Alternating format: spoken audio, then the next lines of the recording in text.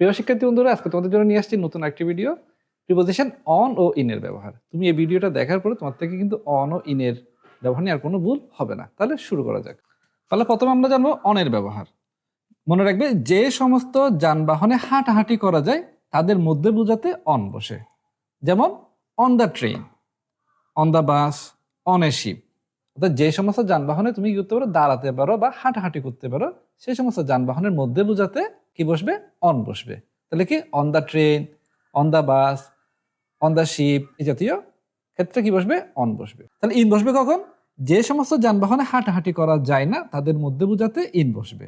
যেমন in a car, in a taxi. অর্থাৎ তুমি কার বা ট্যাক্সির মধ্যে তো হাঁটাহাঁটি করতে পারবে না, তাহলে সেক্ষেত্রে কি বসবে, ইন বসবে। তাই এই ছোট্ট নিয়মটা মনে রাখবে, যদি কোনো যানবাহনের ক্ষেত্রে হাঁটাহাঁটি করতে পারো বুঝে তাহলে কি বসবে, অন বসবে। আর যে সমস্ত যানবাহনে হাঁটাহাঁটি করা যায় না তাদের ক্ষেত্রে কি বসবে, ইন বসবে।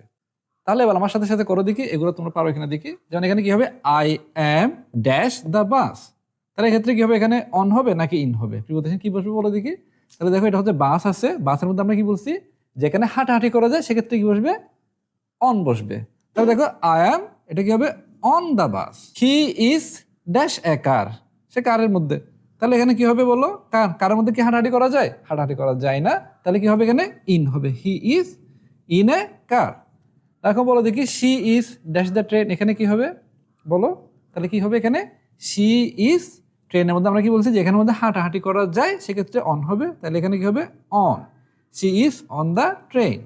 এবার we are dash a taxi, তাহলে এখানে কি হবে, ট্যাক্সিতে আমরা জানি এখানে কি করে, না হাঁটাহাঁটি করা যায় না, সো এক্ষেত্রে হবে যে কি, ইন।